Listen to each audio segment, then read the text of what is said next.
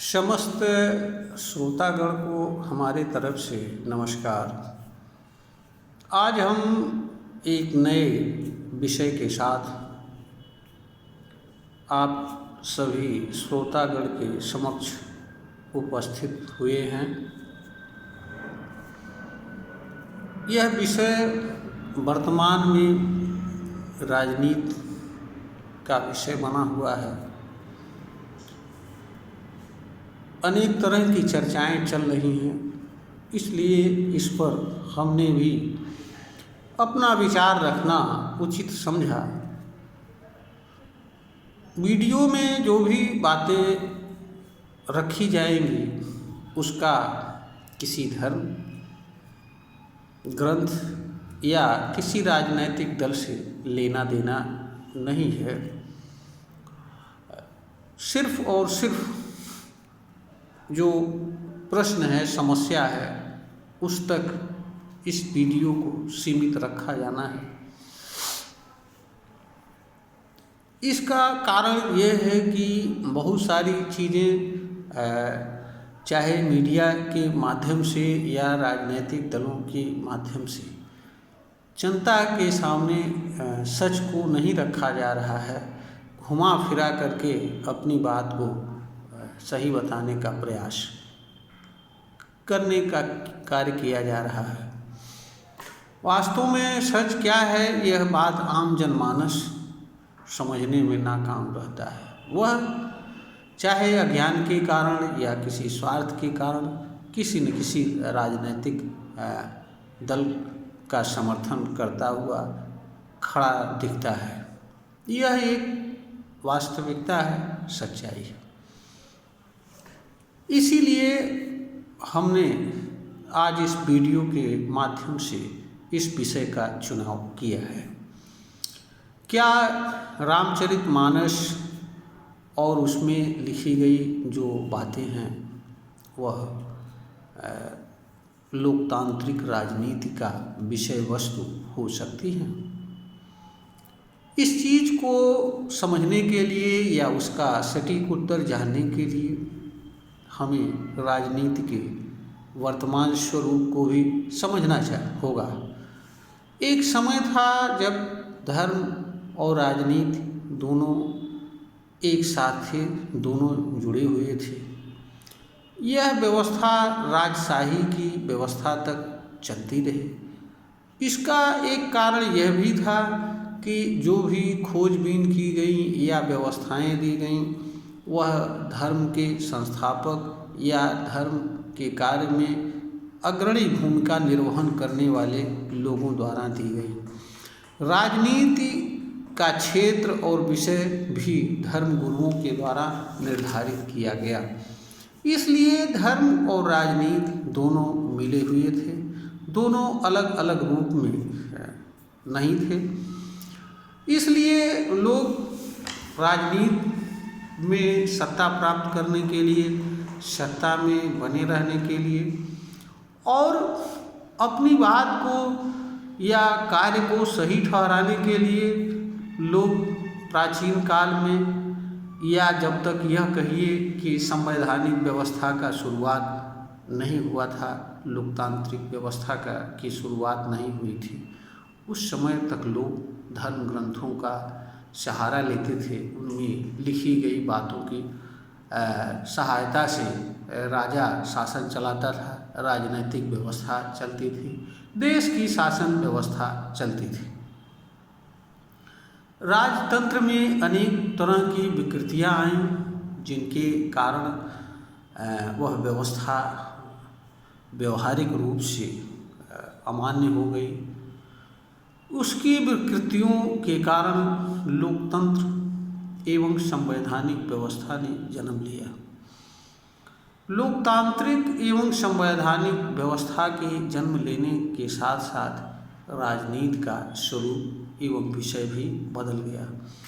आज धर्म और राजनीति दोनों के विषय अलग अलग हैं, स्पष्ट हैं, परिभाषित हैं।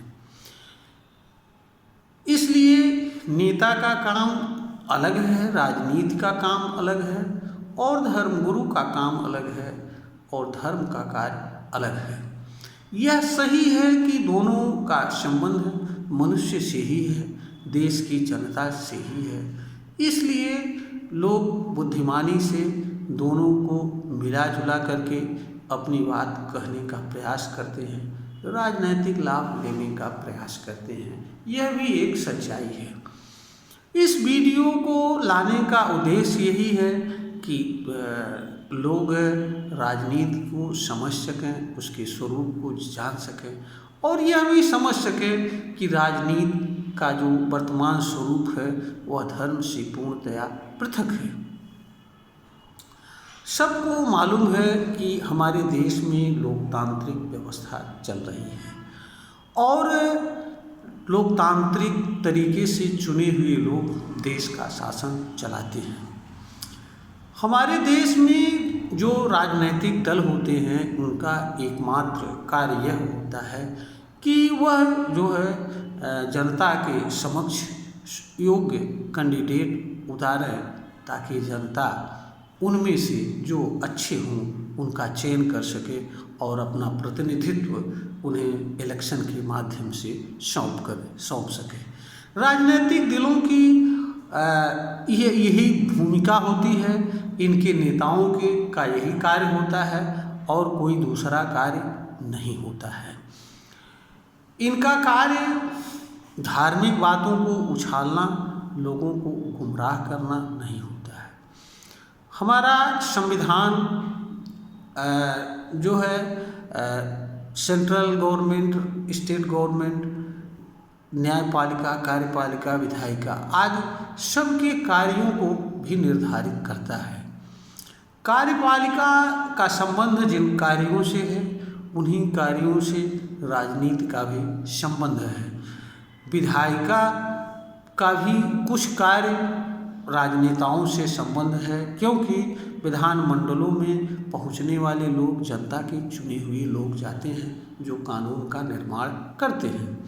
तो राजनीति का संबंध दो जगहों से होता है, एक विधायी चीज़ों से और दूसरा जो होता है जो कार्यपालिकीय कार्य होते हैं, क्योंकि इलेक्टेड लोग ही मंत्री बनते हैं और सरकार चलाते हैं। यह हमारे देश की व्यवस्था है। यद्यपि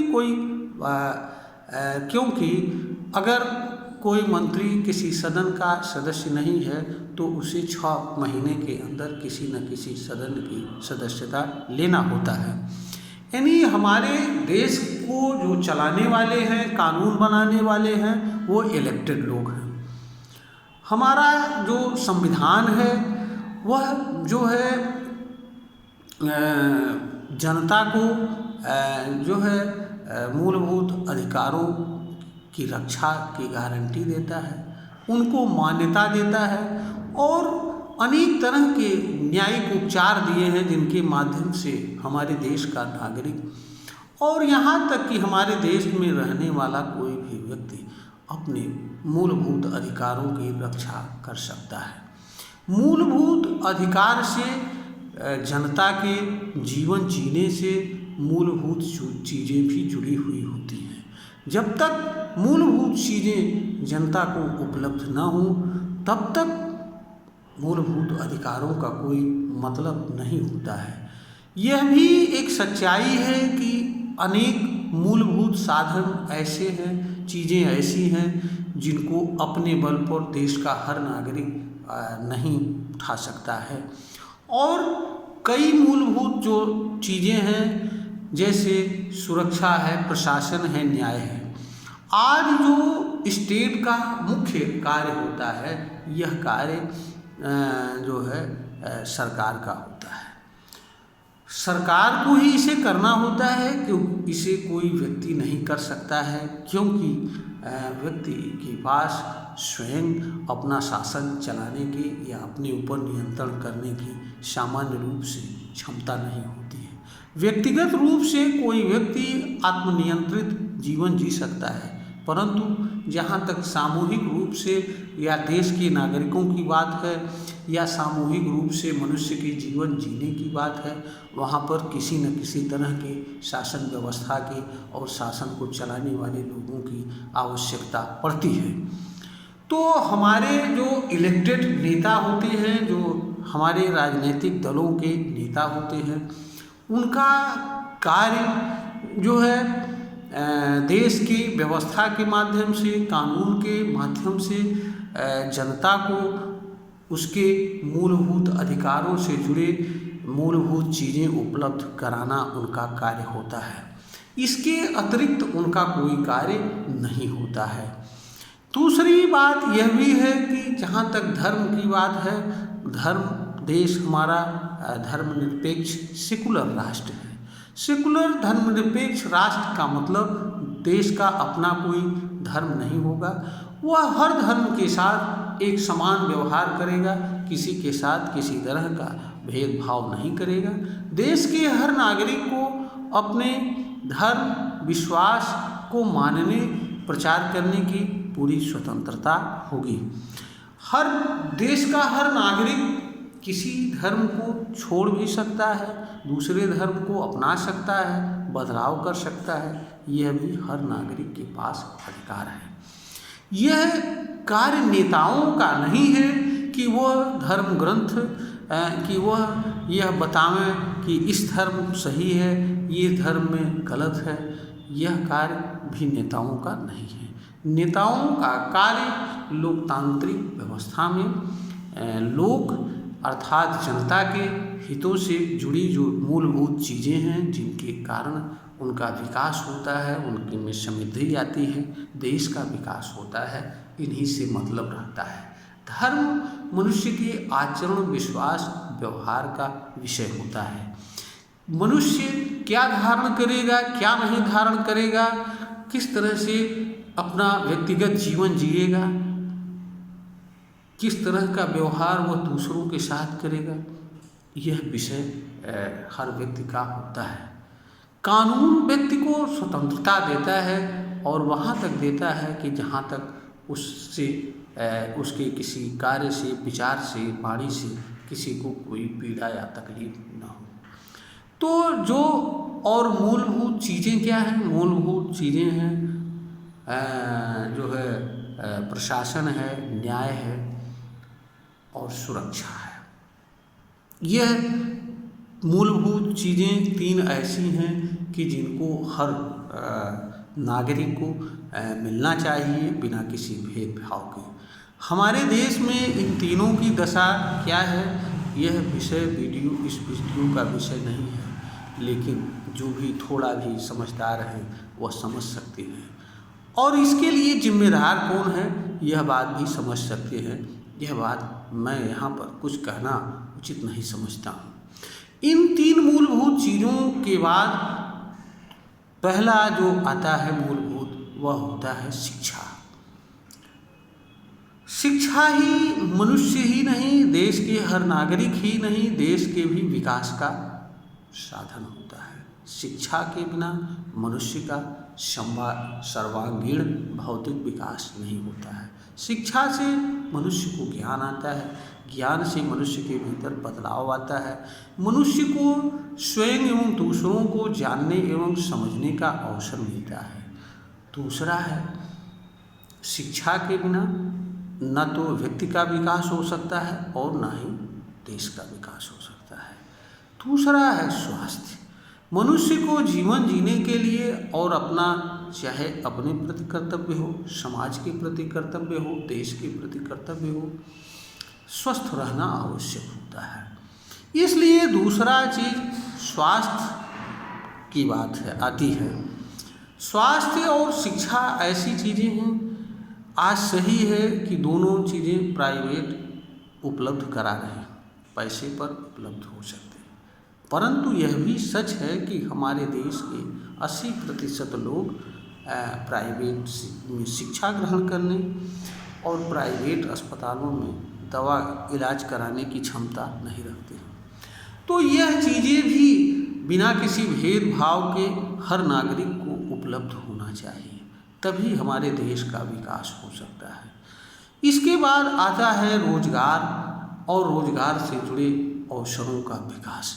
यह भी कार्य देश का ही होता है। यह सही है कि हर व्यक्ति को, हर नागरिक को अपने मन माफिक रोजगार, व्यापार, कार्य करने की स्वतंत्रता है, हमारा संविधान देता है। और वो देश के किसी भी कोने में इसके लिए जा सकता है, बस सकता है और रोजगार कर सकता है। इसके लिए हमारा संविधान का अनुच्छेद 301 हर नागरिक को यह अधिकार देता है। परंतु यह भी सही है कि हर रोजगार और व्यापार के लिए कुछ मूलभूत चीज़ों का विकास होना जरूरी होता है। वे मूलभूत चीज़ों के विकास करने का कार्य स्टेट का होता है। अगर स्टेट नहीं करेगा तो वो चीज़ें विकास नहीं हो पाएंगे। इसके लिए रोड, बिजली और संचार के साधन, इन चीज़ों का भी विकास बिना स्टेट के संभव नहीं होता है। यह सारी चीज़ें भी चुने हुए नेताओं की जिम्मेदारी होती है। इसके बाद आता है आवास। अगर किसी के पास आवास नहीं है तो आवास, और इसके अलावा अगर कोई ऐसी चीज़ होती है कि जिसे लोग अपने खर्च पर नहीं वहन कर सकते हैं तो उन्हें भी मूलभूत चीज़ों में जोड़ा जा सकता है। तो हमारे देश के जो नेताओं का कार्य है वह कार्य है सिर्फ और सिर्फ देश की जनता के मूलभूत अधिकारों की रक्षा करना, उनसे जुड़े मूलभूत चीज़ों को उपलब्ध कराना, मूलभूत अधिकारों से जो जुड़े हित हैं उनकी रक्षा करना, ताकि हर व्यक्ति स्वेच्छा के अनुसार शांतिपूर्ण तरीके से जो भी रोजगार, व्यापार करना चाहे कर सके और स्वतंत्रता पूर्वक जिस तरह का जीवन जीना चाहे जी सके। यह सब कार्य करने का दायित्व हमारे चुने हुए नेताओं का होता है। और लोकतांत्रिक राजनीति का उद्देश्य जनता का हित के लिए कार्य करना होता है।